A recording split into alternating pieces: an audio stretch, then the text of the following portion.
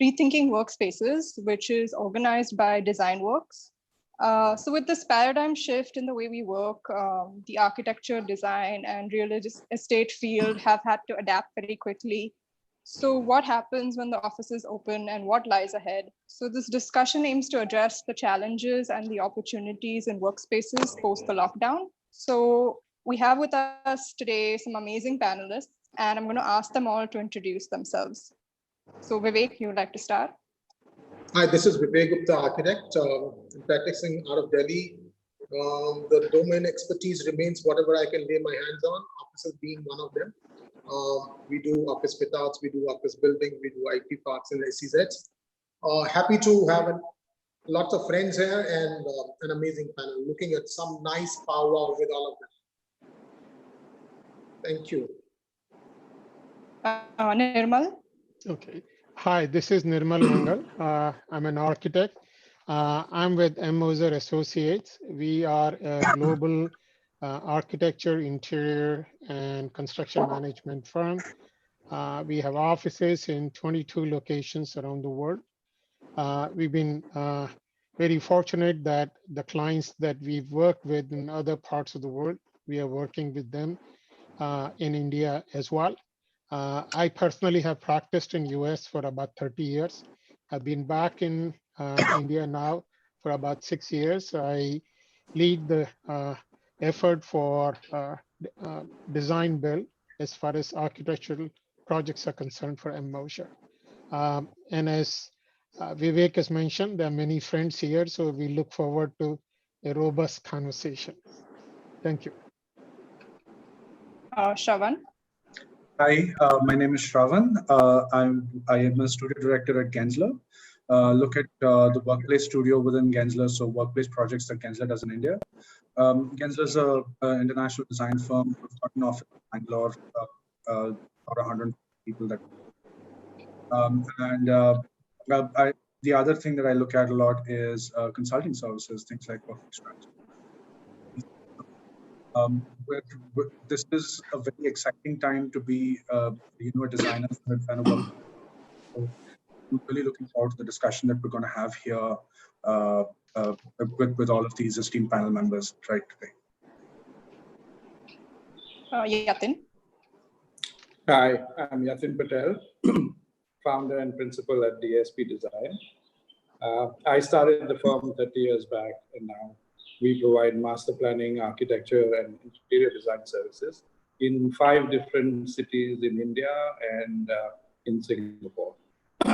Most of our work is in the office interior segment, largely, where we provide consulting and advisory services to clients like Microsoft, Google, Amazon, Walmart, and Morgan Stanley's. And like Nirmal, we share a lot of common clientele. But we're also partners with One Global Design, which gives us a footprint globally across 6 different countries and 27 cities across the globe. So we're an Indian firm gone global, unlike the others. And Jayant?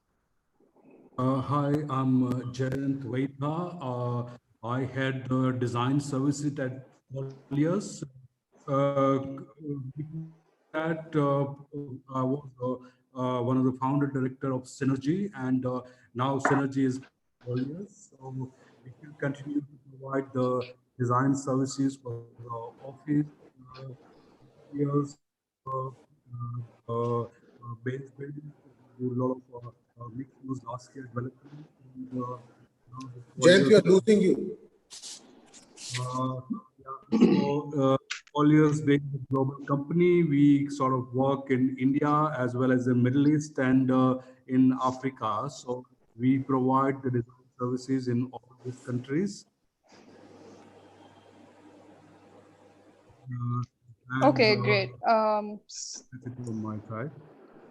Okay. So I'm going to pose one question to the group. What does the future office and commercial real estate market look like post the lockdown? Okay. Who's to answer that, Anne? I'll let anyone start. just let this be free flowing and organic. So, Nirmal, you want to take a look? Go ahead. I'll be happy to take that. Well,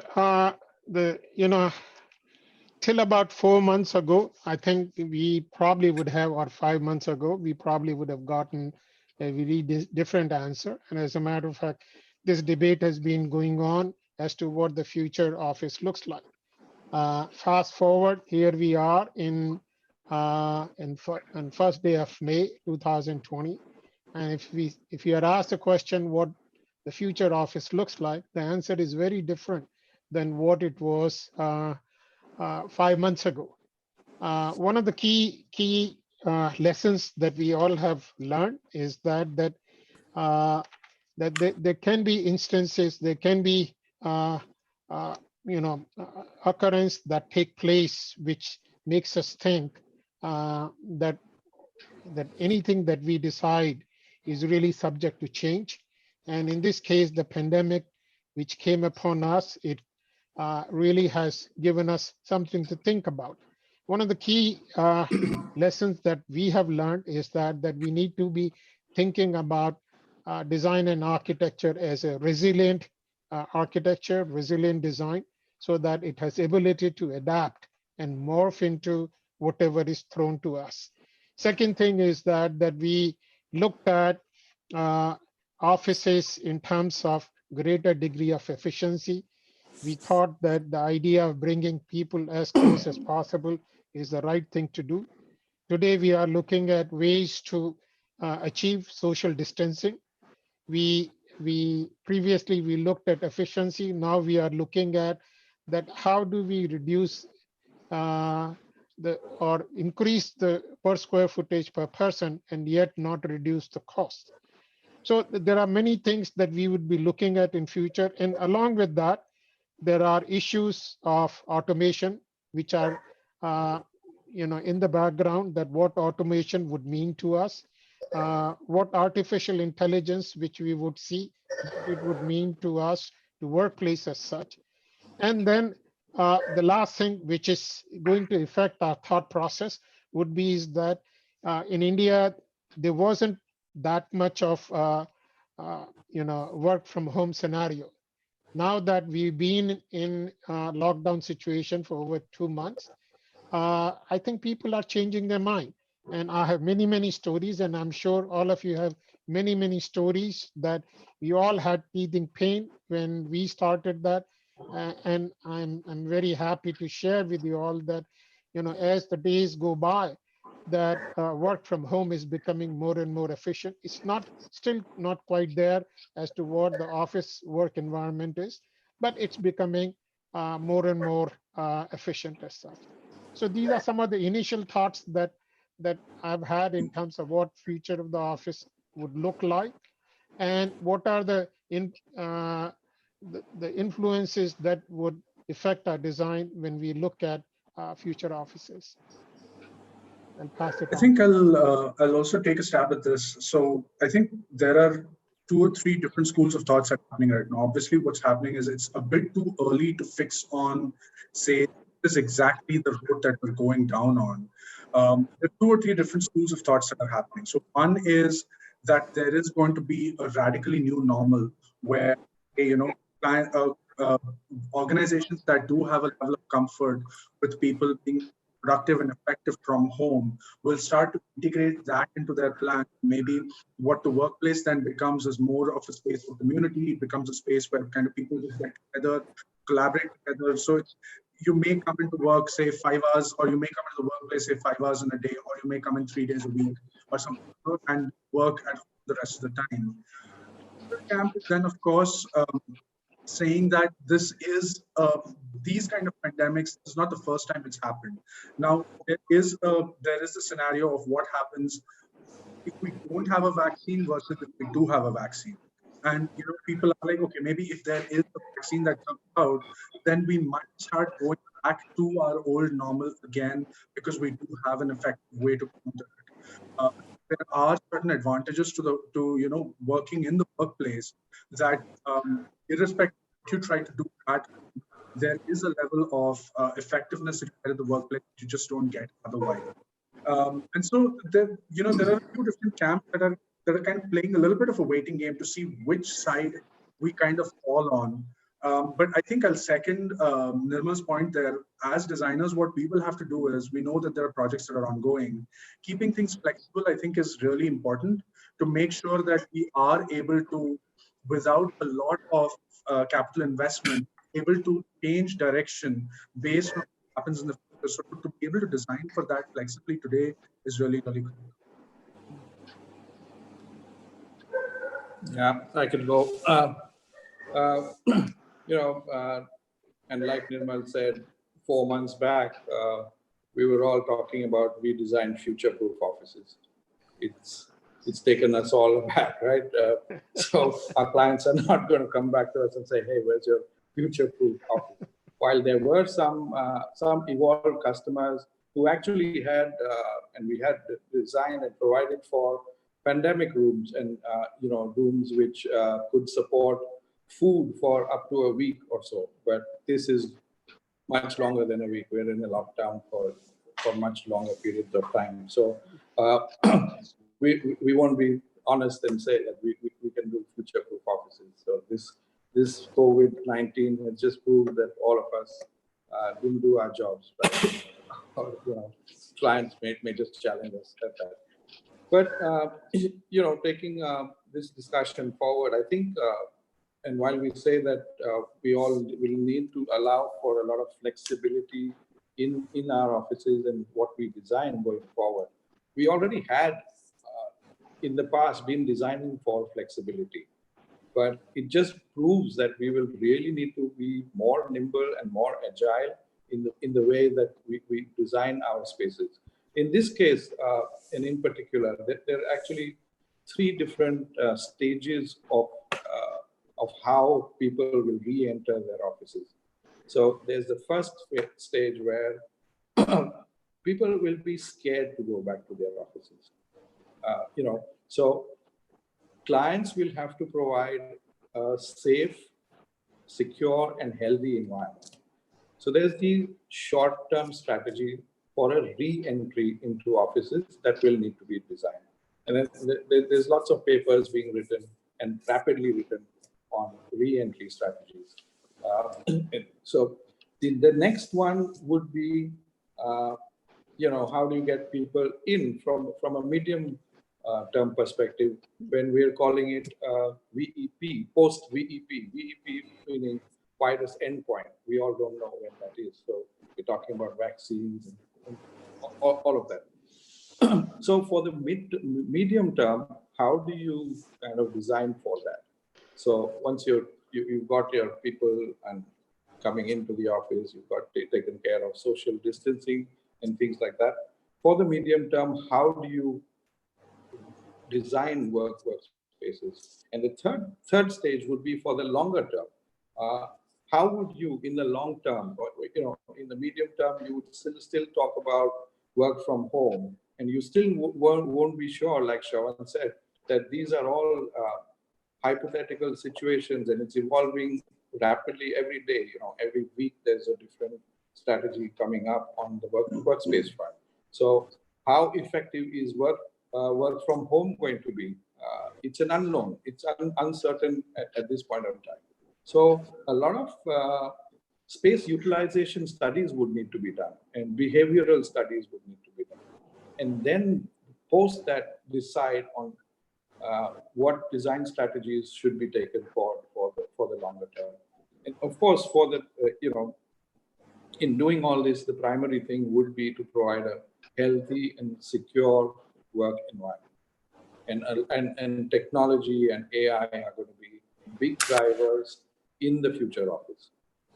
So going forward, you'll see a lot of technology that will come into even design, even say, for example, even partitions can be smart partitions and so on and so forth. So you'll see a lot of change in that front.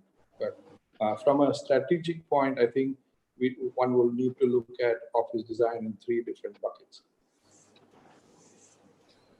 So I think expanding on what Yatin is saying, the 3 stages, I think the first stage, which is when people are joining back the offices, and to give them the confidence, both the employees and the employer, that the people will be safer.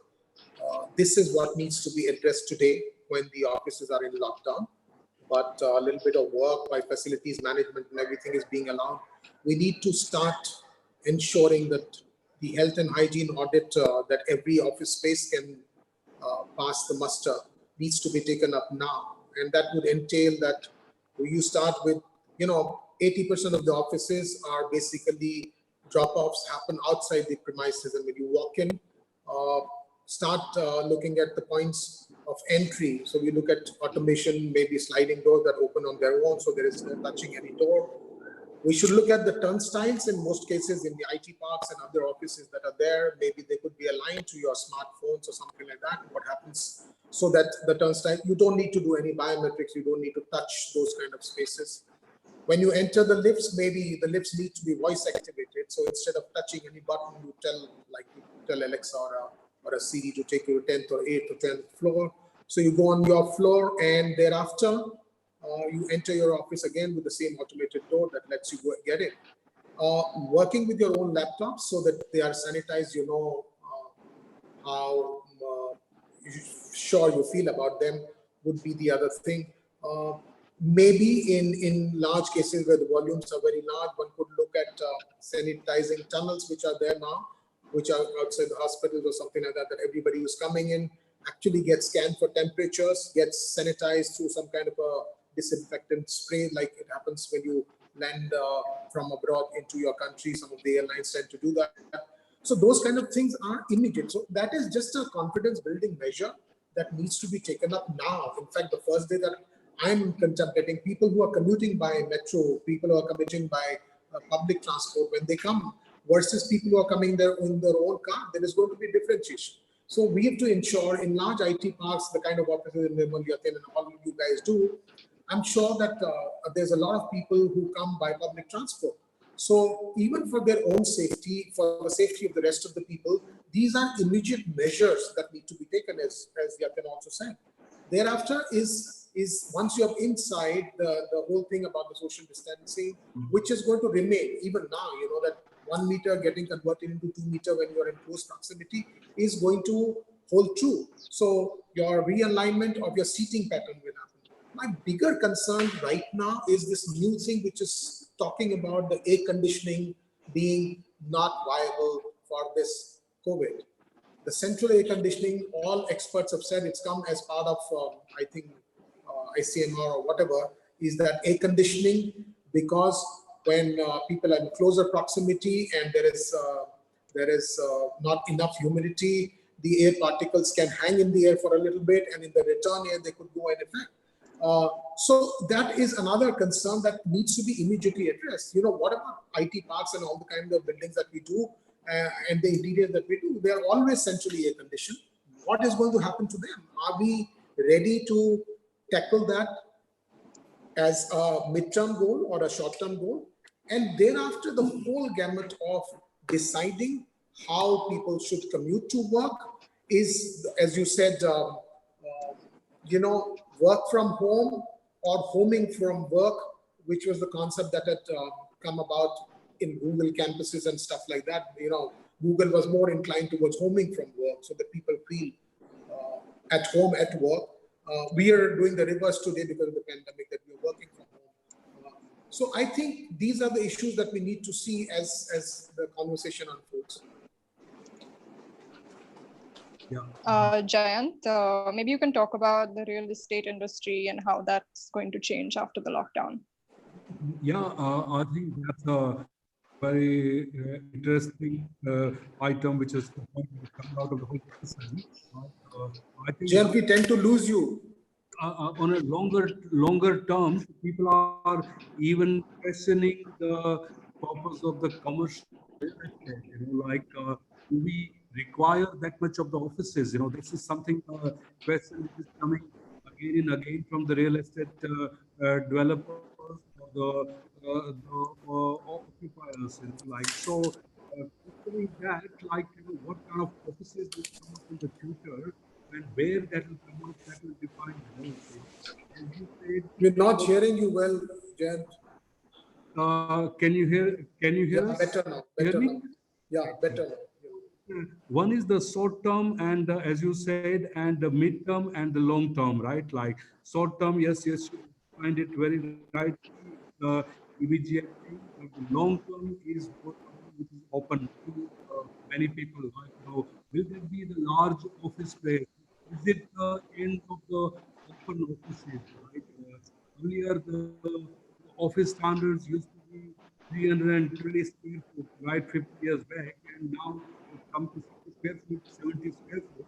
So will it go back to the larger numbers, and at the same time, you would allow for, say, lesser people coming and working? So this kind of long-term changes which we are expecting, and in terms of the real estate, people, I don't think the occupiers will be committing for the offices for a very, very long leases.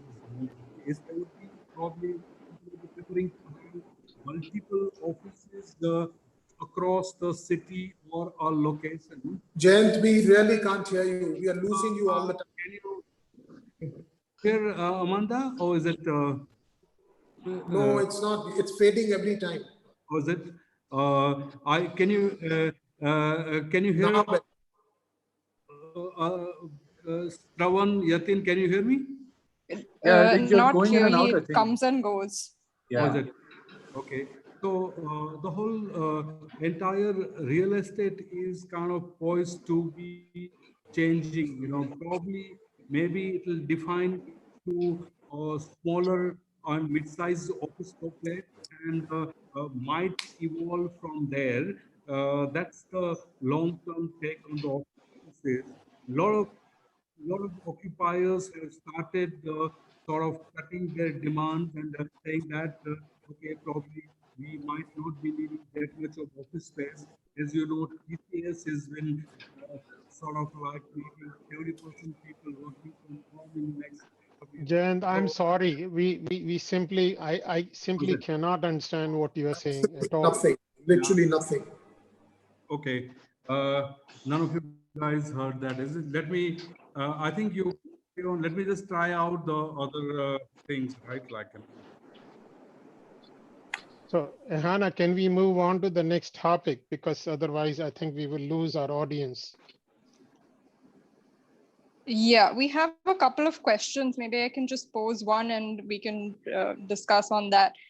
Someone said that the social distancing norm because of COVID is like a medical guideline, but what about things, materials in terms of technology, disinfecting materials, sort of advanced sanitizing methods? I've seen videos of people walking through machines and being sanitized. Is there anything in terms of materials that we can use probably instead of just social distancing?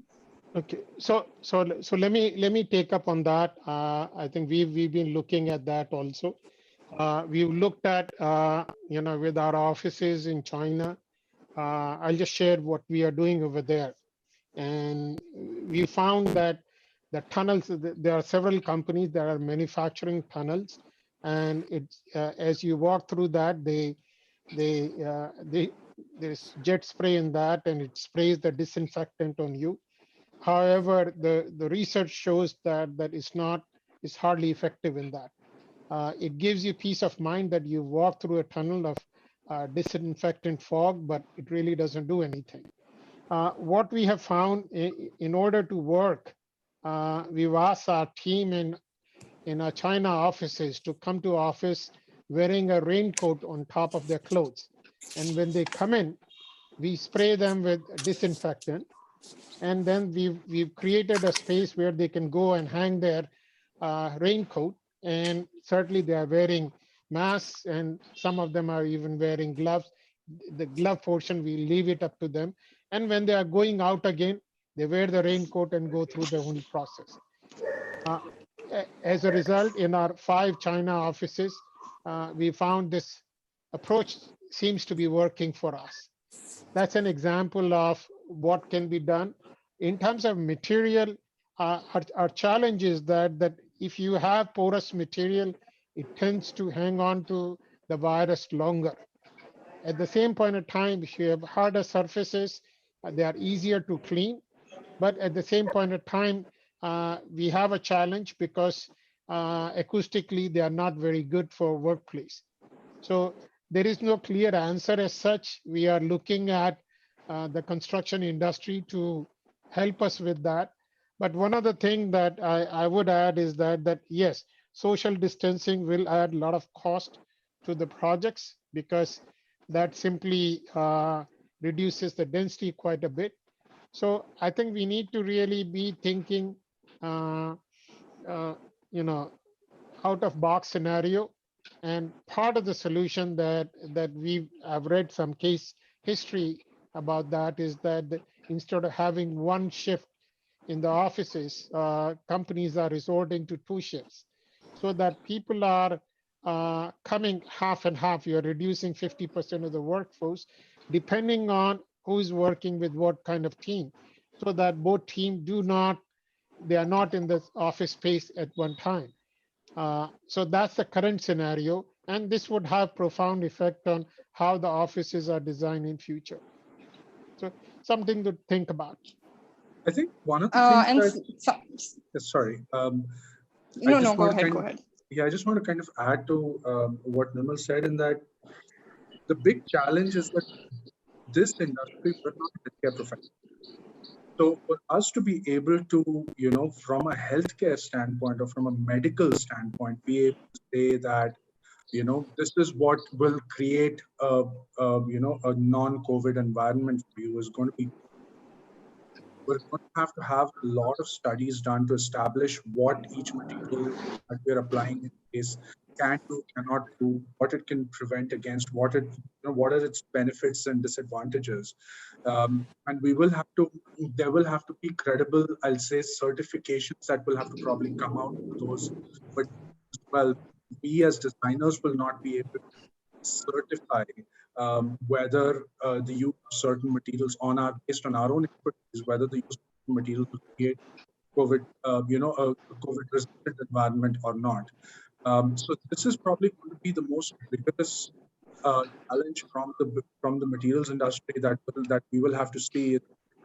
There will have to be an ecosystem that will come out to try to look at to educate us in a sense and take that onus of responsibility or accountability that use of certain materials can create environments that are safer. So that's something that we have to be careful about how we go about doing that and how we give that assurance to our clients, given the fact that we're going by information that's out in the media. We are not educated enough to filter out at this point of time what is right, what is not, what is reliable, what is not, because we don't have medical expertise. Shravan, we can always take recourse in something that is tried and tested from medical point of view. What immediately comes to my mind is peel-off surfaces. Like you have the stick-on, those colored little pads which have peel-off surfaces. Even when you go to a doctor in a good hospital on an examination table, there is this tissue roll that they pull out. So right. that's one of the things. So maybe going forward, at least like the initial bit I spoke about how you enter the office. Once you are at your desk, it's the touch surfaces that we are talking about. Maybe absolutely. I mean, there are definitely things we can do to kind of better the workplace environment. I think what we do have to be careful about is what level of effort we're giving to the clients. I mean, there are things that we can take from common knowledge. There are things that we can take These from, are just confidence measures. Yeah, confidence measure before we get into antibacterial material. We do, like Corian is supposed to be antibacterial. There could be more material that could be antibacterial. But this is like a confidence building measure. Yeah, these are confidence building measures. We can help give clients that a little bit of comfort that, yeah, it's better now. But if someone were to ask us today, well, how do I design a workplace environment that is COVID resistant? Like, that's not a question we can answer with quantitative things saying that, these measures, if you do, this will be the impact of that workplace in terms of not allowing COVID to spread. So, there is going to be a level of research that has to be done really at product levels and at manufacturer levels that will have to help inform that so that we can give more, I'll say, informed recommendations to our client. Right now, we're going by good practices. good practices can take us. That'll help for the time being. That should help. When we are fighting, it's a shot in the dark, but it's a confirmed practice. Look at that. So we also have to be careful as an industry about what communications we are giving to clients as well, because we shouldn't lead them down the road of, oh, if you do this, everything will be great. It's like we don't know right now. We're trying these things. We want to see what the impact is. We've got to still test it, experiment with it. And we got to be careful about, especially the design industries, and all of us that are on the panel here who are constantly advising clients, we have to be very careful that we don't cross the line into healthcare advisory or medical advisory. No, but then we don't have to restrict ourselves to be HR officials also. Where so we have to give architectural solution, not healthcare. HR official that okay, you come 50% come today, 50% come tomorrow. That's right. It's not only that, for sure. So I think because the question was really around materials. No, the question was really around materials. So I'm just only for that component I'm kind of talking about. I'm not talking about the design aspect as a whole, but especially the materials component that question was about. So one thing that I would like to add here is that there is a very robust palette of material available which is used in healthcare projects, and which starts from antimicrobial wall coverings to antimicrobial paints and antimicrobial carpets as such. We haven't used that in workplaces yet, but this is something that I really see that would begin to see more of it in our workplace as such, and not just in the interim period, because the early indication that we are reading about and what we are hearing is that the COVID is not going to disappear in the next couple of months. It's going to take some time, and it is possible that it may be seasonal also. So if that's the case, then how do we, now that, first time we were unprepared, we didn't know what it is about. When the second time comes, then, all of us, we have a lot of information that we've gathered now. I think we should fare much, much better. So based on that, I think with the materials which are already available, that would help us tremendously. And I'm quite sure that our industry is very innovative. We will see a multitude of new products coming out, from paint to finishes to air conditioning systems. Correct. I think that ASHRAE and ISHRAE, the Indian counterpart of ASHRAE, has already put out a white paper as to what to do for the air conditioning system in the COVID environment. So which I was very impressed with, that they moved so quickly with that. So these kind of things that we would have to begin to continue to learn about it. Our clients would expect to give them a solution which really is more comprehensive in nature, rather than just giving them a solution which says that here is my layout, do you like it? I think they are looking at strategy from us. They're looking at how the work should take place, how to create a very robust work environment where our employees they really feel safe. That will become really one of the biggest consideration, in my opinion. So there are a couple of questions. There are a couple of questions also about the general office spaces, the public spaces in the office, like the cafeteria, breakout spaces. How do you manage social distancing? Does that design ethos change? Yatin, you want to take that? Yeah, I don't mind taking a stab at that. Yeah, the design ethos would definitely change. And like I mentioned, that there would be different strategies for the different periods of time. To start with, the existing cafeterias that are there would have to be become an operational issue in allowing the number of people to get there and avoid crowding. So that's one immediate step that would have to be done. There's nothing that architects can do in an operational situation like that. But going forward, and we, Nirmal and Shravan, we're already doing what we call as work cafes.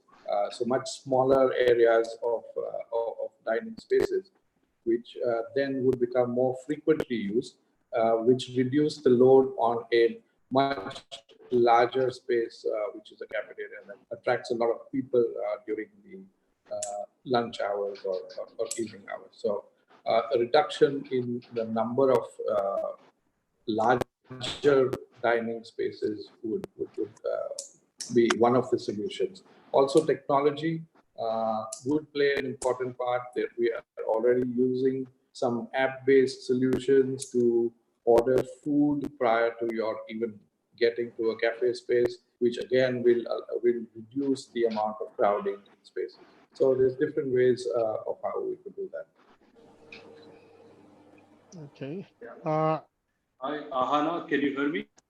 Yeah, we can hear you. Yeah. Yes. Yes. Much better now. Okay. All right. Thank you. All right. So, So any further thoughts from you, Vivek, on social spaces? So I feel that. yeah, what about the urban context, the bigger picture? Yeah, that was probably an important part. Yeah, go ahead. Go ahead.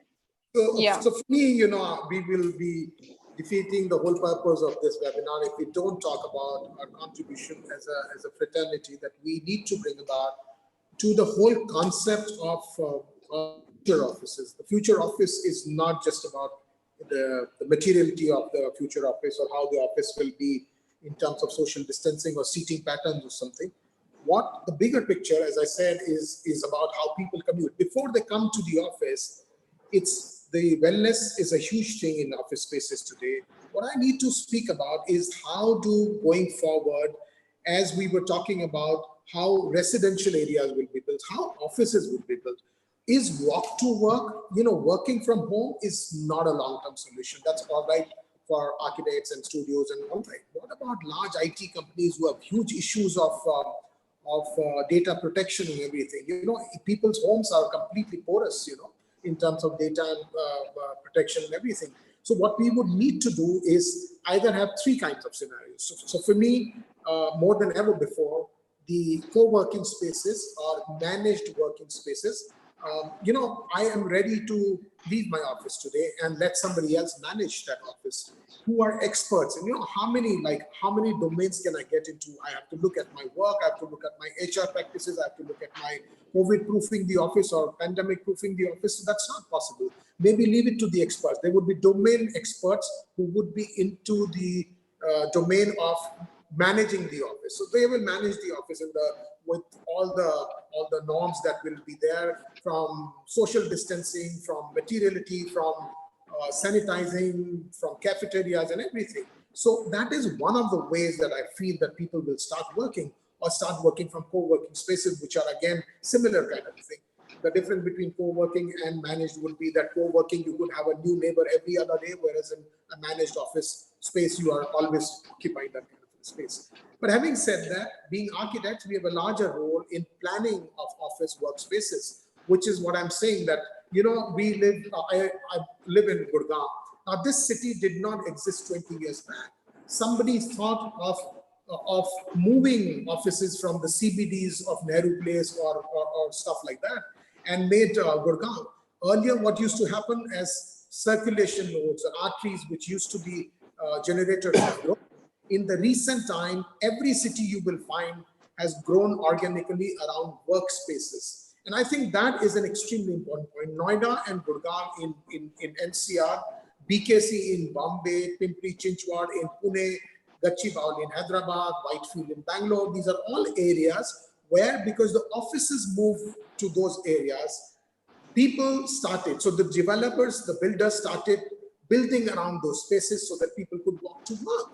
We don't even have to, in the given scenario, in today's scenario, even have to depend on the government to provide you infrastructure. DLF is a prime example. They made the cyber city in whatever number of acres of land, and they made their own metro so that people could either commute to work within a short distance or could walk to work. I think it is extremely important for us to realize three things now. What are going to be the new work hubs? Where and how people commute to work? Because it's not just about pandemic, it's also the entire gamut of carbon footprint, it's about pollution, it's about arriving at work in a better state of mind without wasting time in commuting and all. I think so walking to work, creating communities which are like smart city communities or communities which are spoke and hub kind of a scenario. You know, that concept of having an airport close to your workspace is gone. You know, that's when IT industries came into the picture and people needed to commute with the networking and fiber optics and everything. Today, you don't need to be close to an airport. You can be in a remote area and be connected through your fiber network and everything. So I think what we need to look at today is a hub and spoke model where the work hub or the commercial hub and the spokes are the residential, and then you have museum or you have malls or you have entertainment, you have parks and everything. So it's like creating these mini cities around workspaces, because all that you need to do if you're provided from everything else there is to walk to work. You will have schools, you will have these communities. So as a fraternity, what we need to do is to advise builders and real estate developers to have workspaces which are out of the CBD. And this, I can assure you, there are enough examples to know the success that whenever you move out your workspace or a work hub out of a town or anything, the organic growth around that leads to development of a mini township or a town. And I think that's, to me, this is the future of office space, where you're arriving at work fresh, your children are close by, your home is close by, you get enough quality time to spend beyond this. And no other time other than this, we have realized the value of spending time with home and children and families. And what about in existing cities? What improvements can we make? We're already talking about redensification of cities. You know, this is not at work that you're talking about redensification. We're also looking at, I was just saying that the whole concept of redensification of city is holding good today. Every 2 blocks, seed that area, after 2 blocks, convert it into a park. You know, this has been happening even at workspace. If you look at the abutting space that happens around any office complex, look at cyber hub, cyber city. You know, that cyber hub is that extra area that everybody needs. When you walk to work, when you are at work, this is millennials who are working today. They need to go down during lunch hour. They won't carry their tiffins and they will sit at their tables and eat after finishing their lunch, or they go out for lunch. So you need those abutting spaces which are extremely important. Similarly, even in residential area, look at Manhattan. It's the worst affected place. And why is it so? Because of the density. Nowhere else is the issue of density more glaring than Bombay, Delhi, and larger cities like Milan and all. So what I think we need to do, and the city councils need to do, is that when you have this hub and spoke model, people will seed their areas and move to these spokes, and you will have these areas available to you to be able to redevelop them into areas of I would say, you know, like today in Delhi or even in Bombay, every SEZ and IT park has a assembly area outside. So in case of an earthquake, in case of a fire or something, you have an assembly area outside. Similarly, these would be boroughs. Maybe you need to create those kind of boroughs in case of a pandemic, in case of a gas attack, a nerve gas attack or something like that. You need to burrow yourself in some areas. And if you seed that area in a city, re-densify those cities, I think you're on. You're building as an architect should, as an urban designer should. So Vivek, I think you know your comments make me think about what Corbu was thinking about when he was planning the city, what Ebenezer Howard was thinking about in terms of garden cities as such. So certainly, I mean, that is it's a ambitious and lofty goal, and I think we as architects and designers certainly need to drive that. But as we said, that we have 3 different stages, what we need to do right away in order to cater to the needs of our clients. The second is what is the medium-term solution and what is the long-term solution. Mangal, sorry, I have to butt in here. If a doctor in this huge pandemic scenario, if any scientist or a doctor said a statement like that yes, it is a wish list for a doctor to think that a vaccine can be prepared, would anybody take it? Similarly, we as architects should assert ourselves. We should not be saying that it's a wish list. Yes, it's a damn wish list, and we need to prove as a fraternity that we will fulfill this wish list, because this affects the entire humanity. I mean, if we don't assert ourselves, if we don't assert our role, if we don't tell the government that this is the need of the hour, this is how cities should be built, then I think we should resign. We should just look at making these pretty buildings and not say anything. So, but Vivek, Go ahead. Vivek, it will not just need architects, Yes. but it will need policymakers and government, politicians, developers, the entire industry to come together and work on a solution like this. So, yes, of course, as architects, we should take this up, but we can't do it on our own. And I agree. so, Yeah, so it this will have is to be kind a of, collective effort. Just like this, the vaccine has to be developed not just by a doctor, but a laboratory, by scientists, by people who will be willing. So it's everything in life is a combined effort, collaborative effort. So I'm just saying, at least we as architects need to put our voice out there, at least be heard by people. And then, you know, we always are on a back. I mean, we step back and then think. I think that shadow boxing is not. It's not time for shadow boxing at all. Okay, Ahana, there are a whole bunch of questions about, I see 14 questions. Yeah, I'm looking through them. Yeah. I'm just gonna pick up a couple which I think are interesting and we haven't spoken about before. So maybe Jayant, you can start with the first question. So someone was asking me how the pandemic is going to affect the commercial market. Will we see a reduction in construction of commercial projects like retail, shopping centers, public spaces? Yeah. Correct. I think that's a sort of a very relevant question in everyone's mind. What happens today is that, yes, there would be a short-term reduction in the demand, but it's all probably for a good cause. Maybe entire demand will get restructured into a more sustainable, more sort of a suitable building, which will probably come up. So there could be probably a slightly resizing on the commercial demand, but it will also generate a new type of requirement from the client, which will probably be sort of more sustained for years to come. So that is the thing. Like what we see that in today's world, that there would be probably how would the retail environment will work, how would the office environment will work, and will there be kind of a cut down on the demand for the offices? Yes, there might be a short-term restructuring, but the larger sort of demand will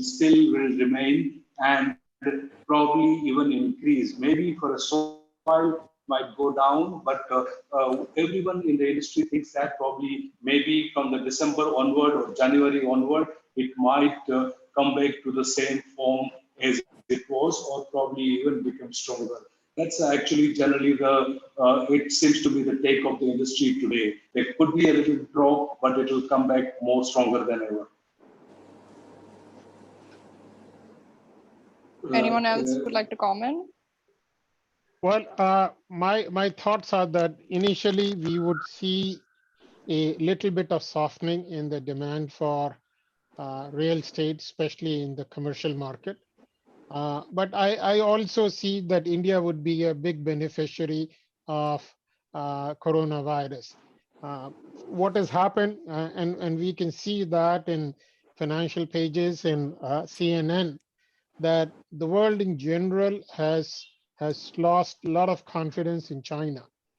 And there are already discussions starting, which is looking at India is a new place to relocate either manufacturing and R&D and software centers. So my thought here is, and it may very well be wishful thinking, but I do think that we would see a very robust demand for commercial space in about 3 to 6 months from now. There won't be any holdback as such. Yeah, because just to expand on that, Nirmal, I think one is from a demand perspective that businesses would come to India. There would be the need of additional space as well. Because of the social distancing norms and the layouts changing. So the need for larger spaces would arise. And so what we would design typically for 60 or 80 square feet per person now would change to 100 and 120 upwards. So the requirement per se will increase as well. While we still to say that there would be the work from home phenomena, I don't think that that's going to last for too long. There will be the initial period where people tend to work from home, but like Vivek mentioned, there will be huge issues of security on networks, and people are also animals of habit and would also want the face-to-face interaction to go on. So I don't see work from home becoming a large phenomena, but yes, there will be some percentage, but people would tend to come back to work and with the need for much larger spaces. So in that sense, the real estate market would be the demand for that would be much more robust, both from a business need perspective as well as a physical space requirement. I think the other thing that may come in is just the fact that there might be more multi-purpose spaces, of course, from developers, etc., on spaces that are just one typology or one specialist typology, just to make sure that it's not only partial. It can do multiple things. There are multiple reasons why, or multiple revenue streams that could come out of certain types of spaces. I think the use of or there, while it would not become something that's majority within overall space typology, but I think developers are going to look very closely at their public space programs, especially common as multi-purpose as possible to make sure that one particular typology, being impacted by all. And another type which is already sort of showing the sign to come up is the industrial spaces. The industrial requirement is already kind of, because of the China and the business being relocated from China, is already sort of showing sign of high demand in sector like Tamil Nadu and Andhra side, where you can already showing the plants are being relocated, plants are being getting planned to get relocated from the places, not only China, but even Korean industries are making their forays India as a second destination. That is there.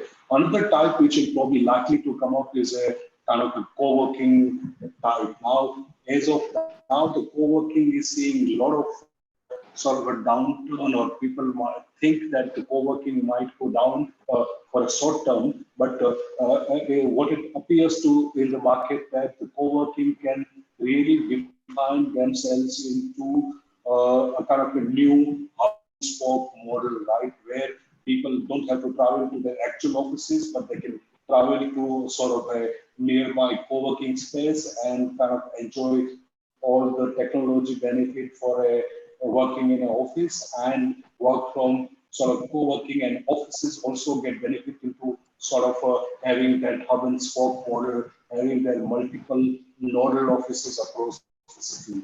These are the two things which I think we'll probably see definitely rise in the next couple of months to come.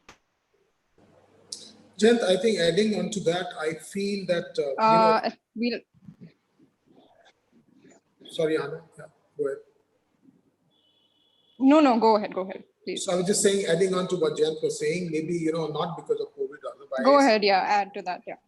There was that move towards all the issues of artificial intelligence and machines working, replacing humans in a whole lot of workspaces. In fact,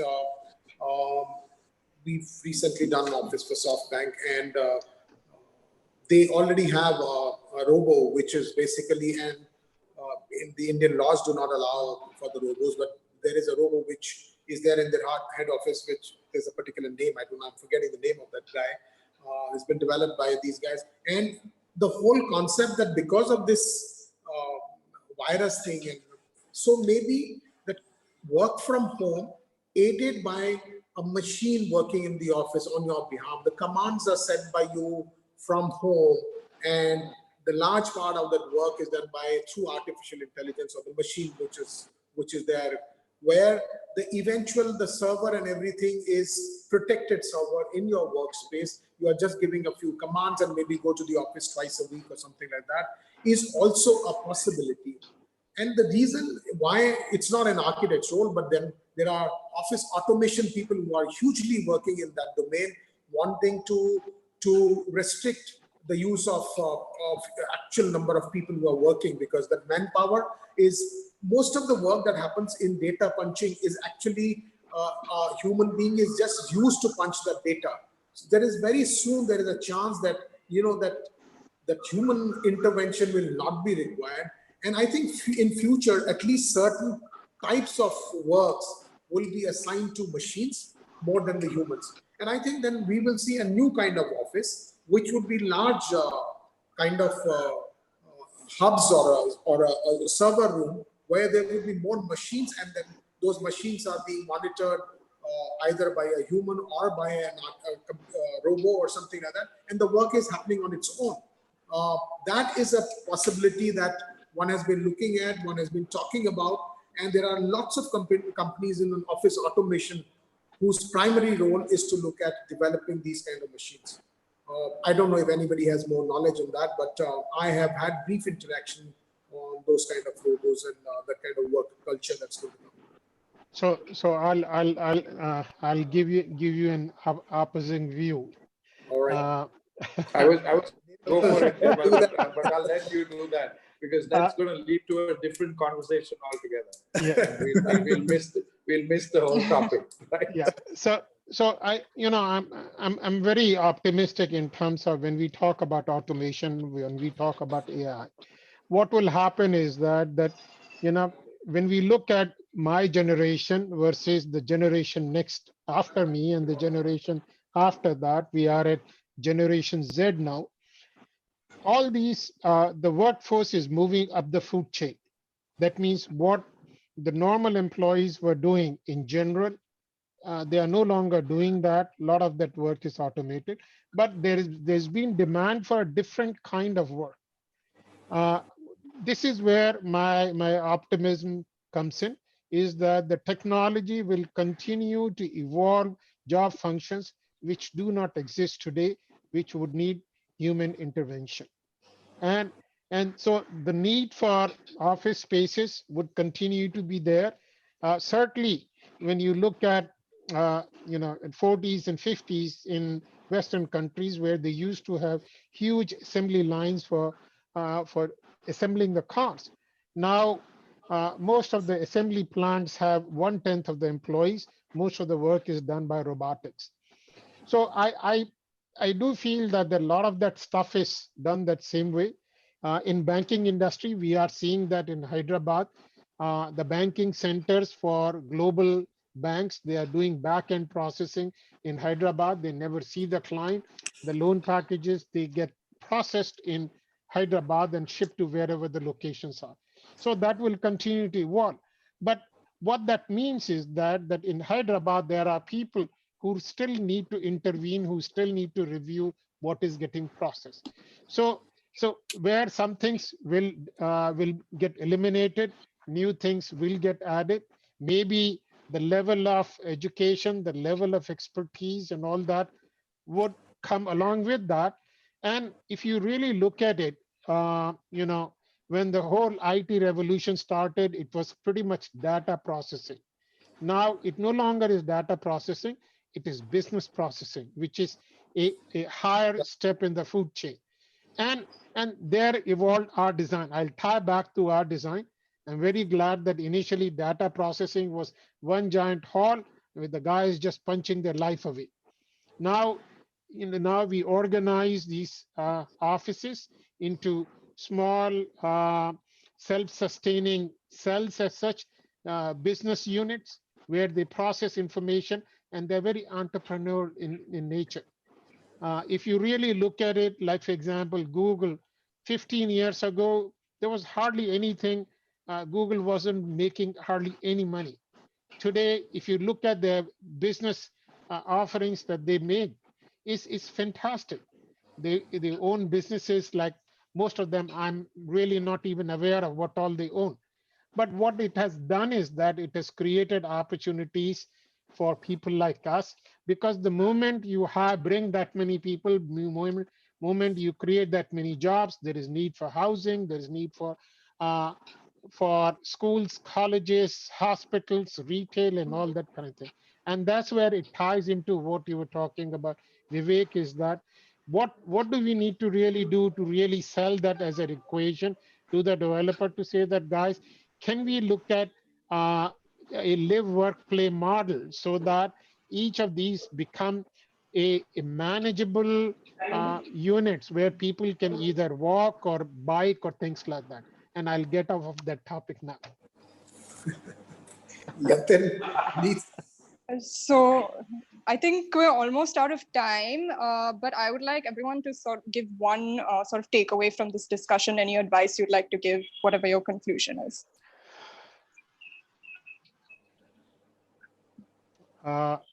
So Shravan, do you want to go first?